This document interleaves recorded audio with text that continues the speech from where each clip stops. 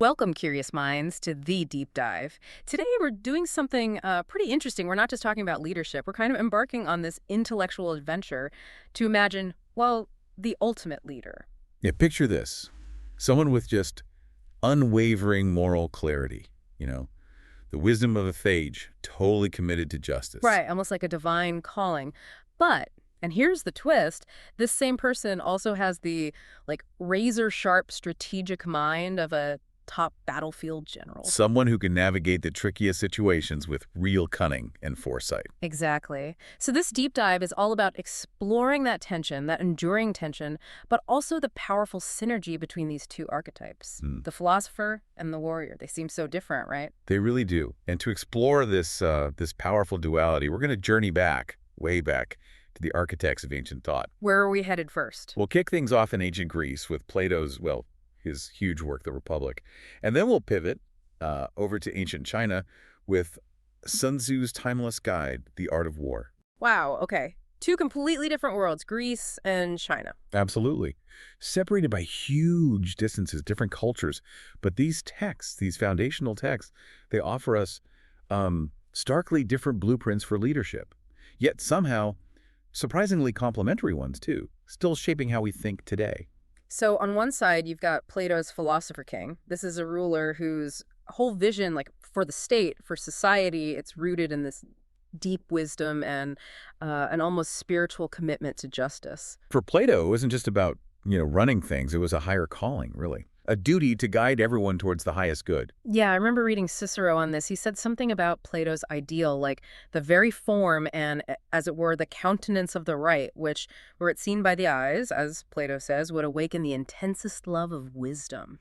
It's intense. It really is. It's about that internal moral compass guiding absolutely everything, every decision, every policy. And then the flip side, Sun Tzu. Right. Then we delve into Sun Tzu's strategist. We sometimes call him a warrior poet, which sounds a bit contradictory, maybe. A warrior poet. Okay, tell me more. Well, his philosophy, it came out of this era of just brutal conflict in China. But paradoxically, it prioritizes peace. It's about winning, yes, but through indirect means. So not just smashing the enemy? Not at all. It's about outsmarting them, outmaneuvering, minimizing bloodshed through foresight and cunning. Not just brute force. His core idea, he actually states it. The sage's rule is normally to keep the peace and to move his forces only when occasion requires. He will not use armed force unless driven to it by necessity. So it's pragmatic, focused on effectiveness, minimizing conflict.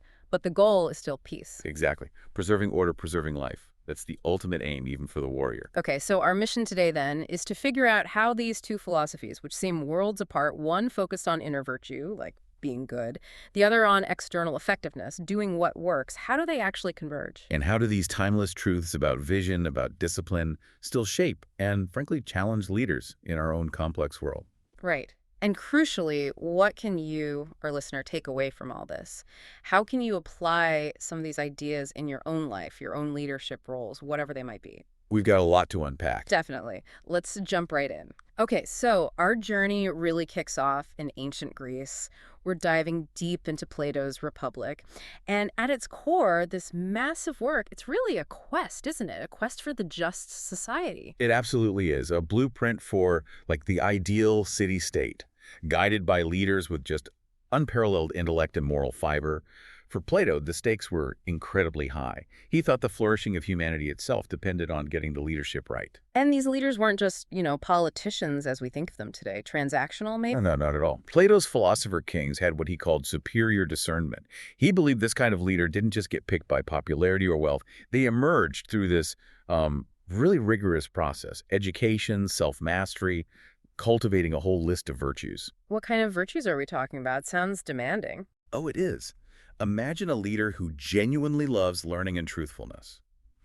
Not for personal gain, but because knowledge itself is beautiful. They need profound self-discipline governing their own desires before trying to govern others. That alone is a huge ask. Huge. And then add greatness of spirit, unwavering courage when things get tough, and an innate sense of justice pushing them towards fairness. Plus, a quick mind, a good memory for complex issues, even, Plato says, refinement and charm to inspire people. Wow, that's quite the list. It's not just a wish list, though. Plato saw these as the absolute bedrock. the foundation for guiding the ideal state towards its highest moral and societal good. It was about ensuring not just order, but true human flourishing.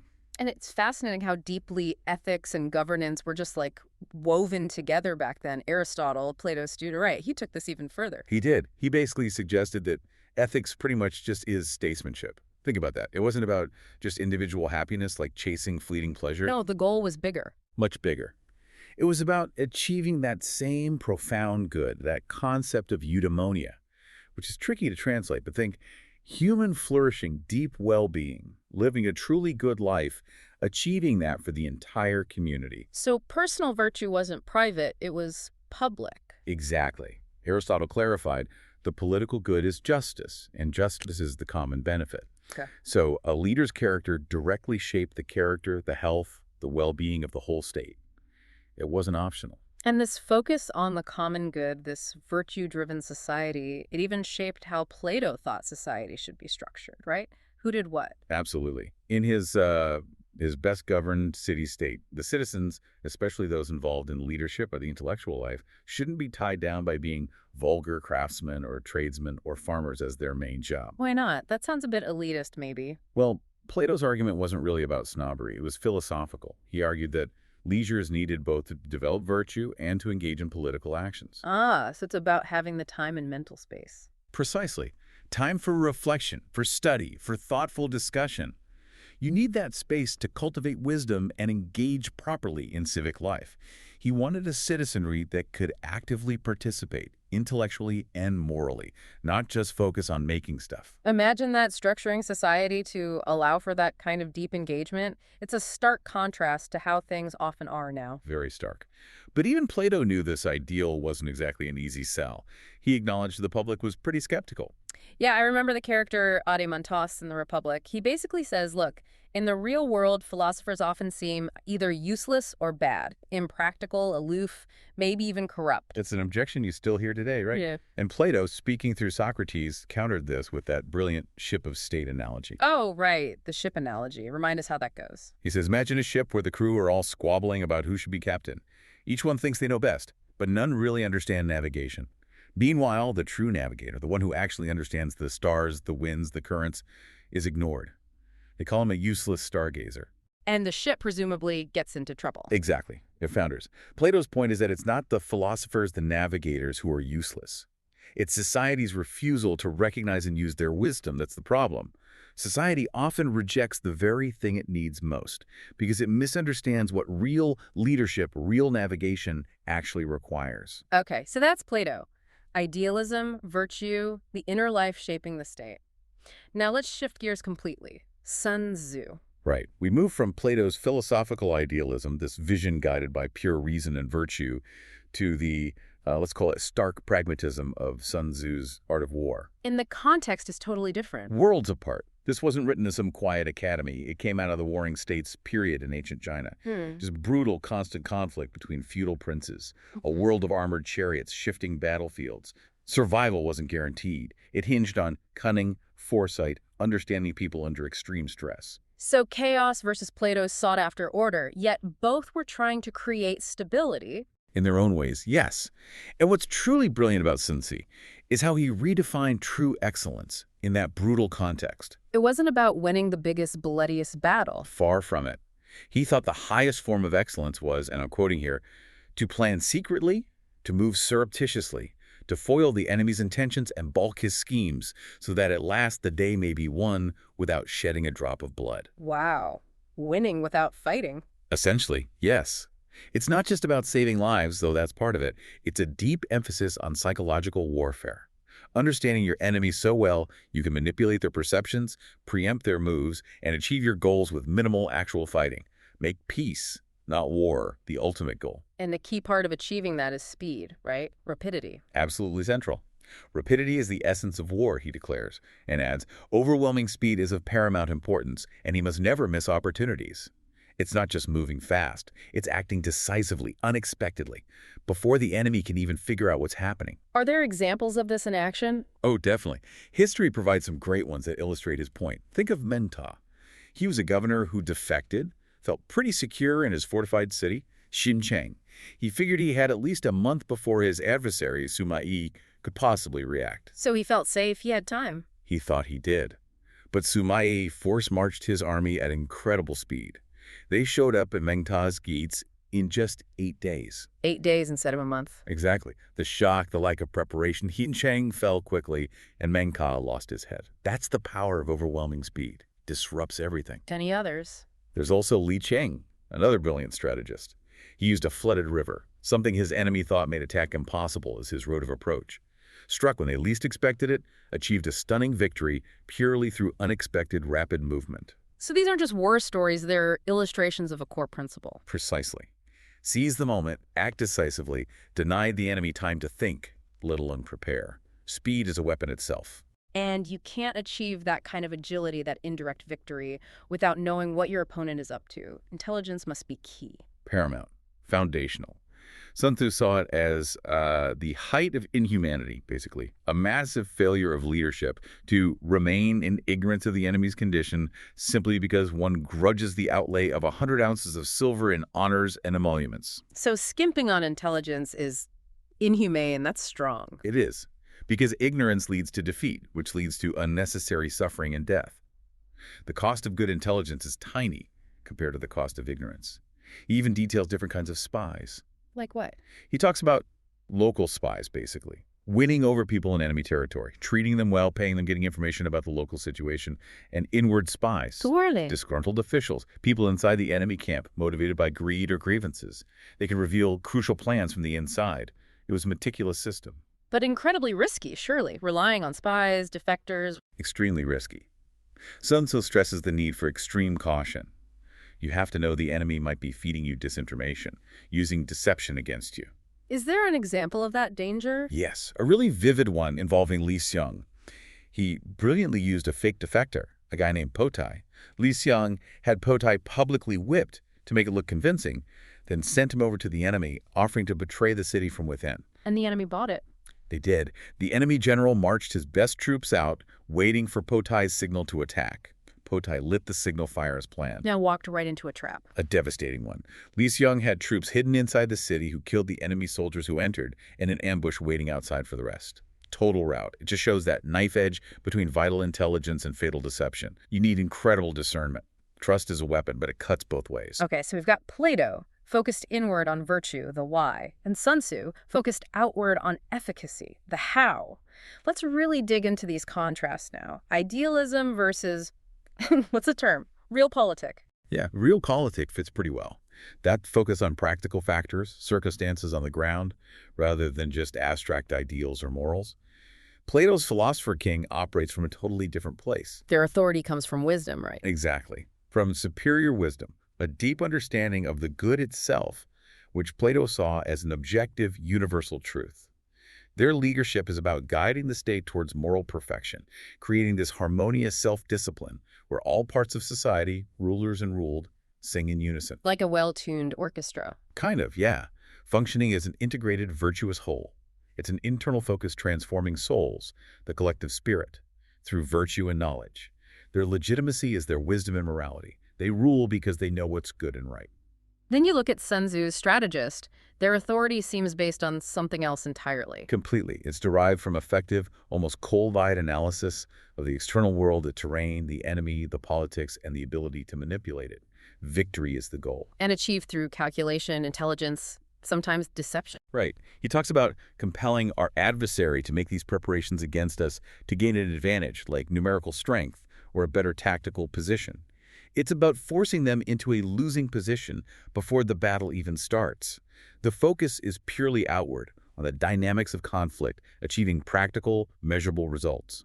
Efficacy often seems to trump overt moral statements. This contrast, though, it really highlights a deep ethical problem, doesn't it? Cicero pops up again here. He does, in his work on duties.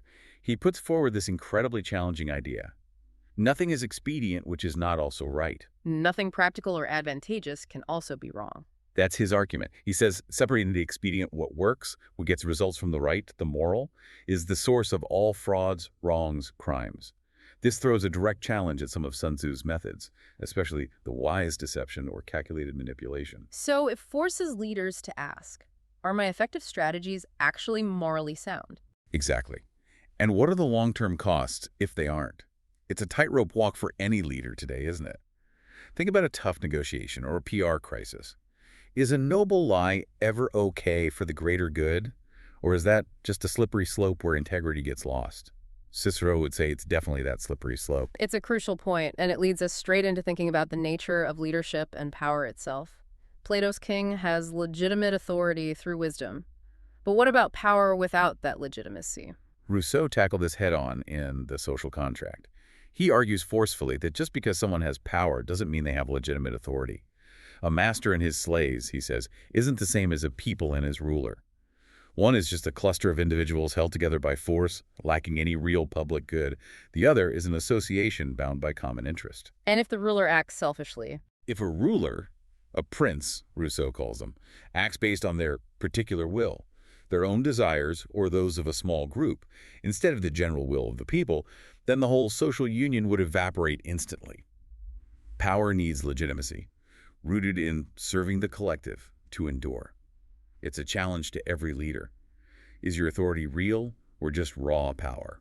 That ties in neatly with that idea of transforming versus transactional leadership, doesn't it? From James McGregor Burns. It does, perfectly. Yep. Plato's philosopher king is almost the archetype of transforming leadership.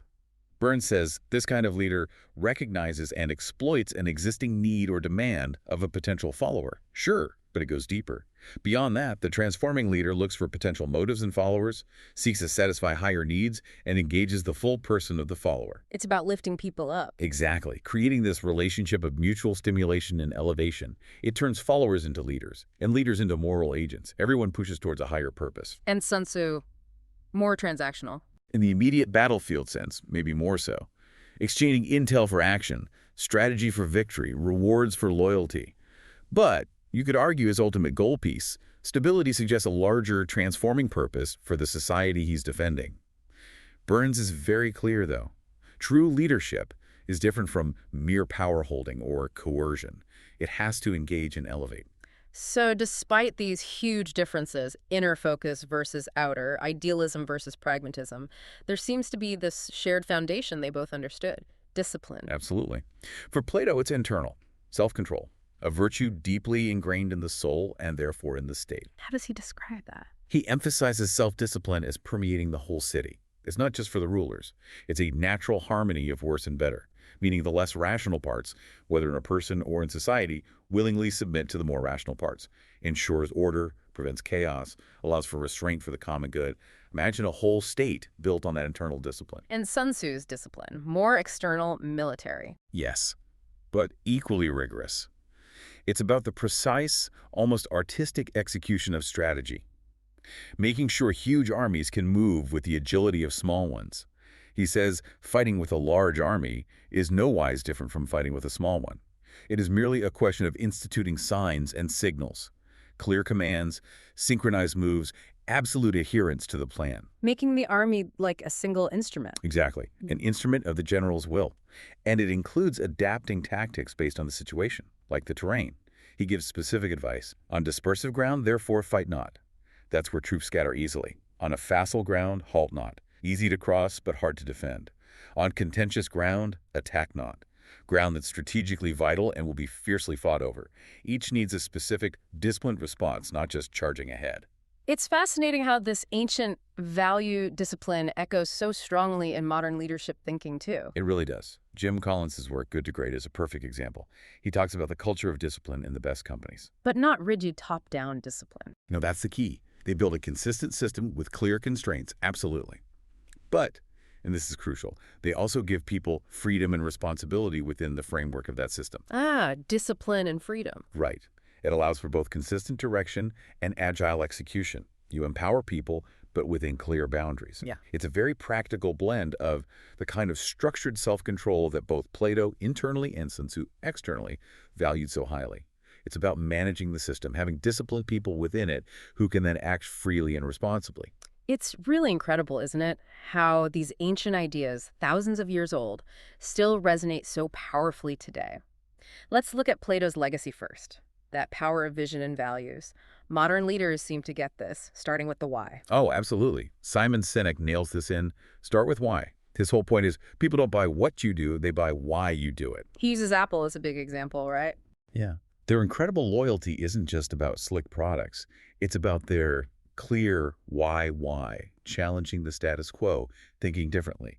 That connects directly back to Plato's idea of a clear, just purpose, an understanding of the good that inspires people and creates that harmony.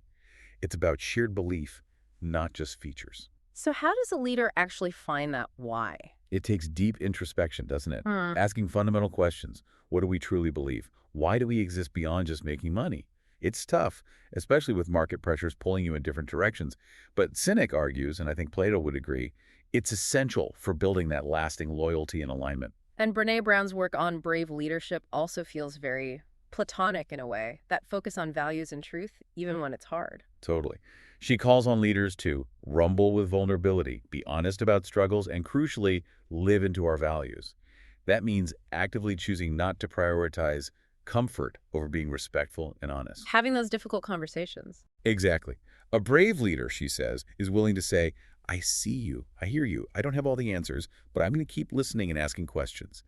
That really echoes the Philosopher King's commitment to truth, to justice, to the collective well-being, even when it's uncomfortable. It's about moral courage and integrity.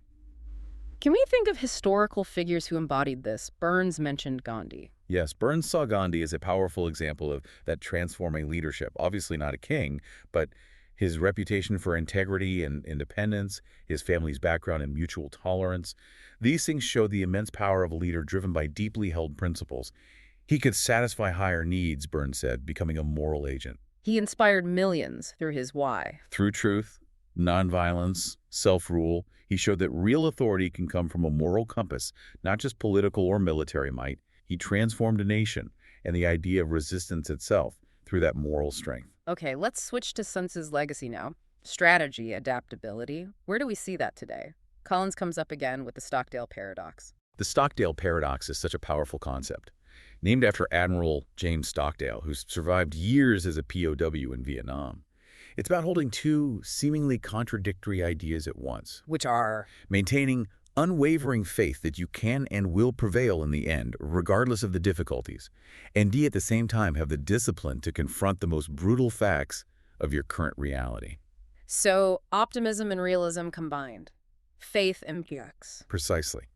It perfectly marries that steadfast, almost platonic vision, the belief in the ultimate good, with the clear-eyed realism of the strategist who sees every obstacle. Never give up hope, but never lie to yourself about how tough things are right now. Like a CEO keeping faith in the long-term vision while acknowledging, say, terrible quarterly results. Exactly. Confronting those brutal facts without losing faith. And Sun Tzu's ideas on speed and adaptability, we see that in the military itself, right? With the team of teams approach. Yeah, General Stanley McChrystal's work on this is fascinating. Facing totally new kinds of threats, escalating nonlinearity, complexity, and unpredictability in places like Iraq. The old, rigid military hierarchy just wasn't working. They had to unlearn it. So what did they replace it with? They moved to a team of teams model. The keys were extremely transparent information sharing, which they called shared consciousness, so everyone had the big picture, and decentralized decision-making authority, or empowered execution. Giving power to the front lines. Right. It's Sun Tzu's speed and adaptability scaled up globally. An operator on the ground, understanding the overall goal, could make critical decisions on the fly, redirecting resources almost instantly. McChrystal tells stories of missions shifting focus in minutes because the information flowed freely and people were empowered to act. That sounds like the opposite of corporate bureaucracy sometimes, like the GM example you mentioned earlier. Exactly. GM's silos and poor communication meant critical safety issues, like those faulty ignition switches, got stuck bouncing between committees, never really getting addressed until it was way too late. That lack of speed, lack of shared awareness, was disastrous. In today's world, that fluid information flow and rapid decision-making Sun Tzu wrote about is vital. Peter Drucker, the management guru, also stressed execution and focus, didn't he? Very Sun Tzu-like. Very much so. In The Effective Executive, Drucker insists leaders must concentrate their own time and energy, as well as that of their organization, on doing one thing at a time and on doing first things first. Ruthless prioritization. And he had that killer question leaders should ask. Yeah, the brutal one. If we did not already do this, would we go into it now? And if the answer is no, you have to have the discipline to stop doing it, to slow off yesterday, as he put it. Free up resources for what actually matters now. Stop throwing good money after bad, essentially. Or good time, or good energy. Drucker also talked about organizing disagreement. Encouraging arguments. Not arguments exactly, but actively seeking out different viewpoints, even conflicting ones, before making a decision. It's about testing ideas thoroughly, avoiding groupthink, making sure the decision is truly robust and strategically found. It fosters imagination and challenges assumptions. But there's a potential downside to a strong leader, even a brilliant strategist. Collins warns about personality-driven leadership. He does, using Lee Iacocca at Chrysler as a cautionary tale. Iacocca was the man, the dictator, Lee. His huge personality absolutely disciplined Chrysler, turned it around, led to spectacular results. He was a hero. But Chrysler ultimately became what Collins calls an unsustained comparison company. It declined sharply after Iacocca left. The success was too tied to him. It highlights Sun Tzu's implicit point, maybe. You need a sustainable system, adaptable processes, not just one indispensable genius. The strategy needs to outlive the strategist. Okay, let's bring Cicero back one more time. That idea of duty and principle triumphing, even when it's not expedient, that feels very Platonic. It absolutely resonates with Plato's ideal. And Cicero gives these incredibly powerful Roman examples. Think of Regulus, the general captured by Carthage. The one they sent back to Rome. Right, sent back to negotiate a prisoner swap. But he gets to the Roman Senate and advises them against the deal, arguing it wasn't in Rome's best interest to trade experienced Carthaginian officers for Romans who'd let themselves be captured, even though this meant he had to go back to Carthage to face torture and death, as he'd given his word. He chose honor and Rome's good over his own life. In the starkest way possible. Cicero uses him to show how what seems expedient sinks out of count when brought into comparison with the right. Principle above all else. And this wasn't just him, it was a Roman thing. It seems to have been part of their ethos, at least ideally. After the catastrophic defeat at Cannae, the Senate refused to ransom 8,000 captured Roman soldiers. Their reason: to drill into the army the mindset, either conquer or die. No easy way out. Brutal. But it reinforces that idea of the collective good, the state's integrity being paramount. It does. A harsh form of Platonic justice. Yeah. Maybe. Prioritizing the community's long-term strength over individual suffering, however painful. And we see this kind of moral awakening and commitment in individuals outside of military or political context too, right? Like Frederick Douglass. Oh, absolutely. Douglass's journey is incredible. From the horrid crimes of slavery, his soul being roused to eternal wakefulness by the silver trump of freedom, as he put it. That's a powerful moral compass finding its true north. Even learning to read was painful for him initially. Deeply painful. He said it brought unutterable anguish because it showed him his wretched condition but gave him no immediate remedy. Yet that very knowledge fueled his lifelong fight for human rights and justice. He turned personal suffering into this immense force for change, driven by principle, like a philosopher king seeking justice, but using moral persuasion and truth as his weapons.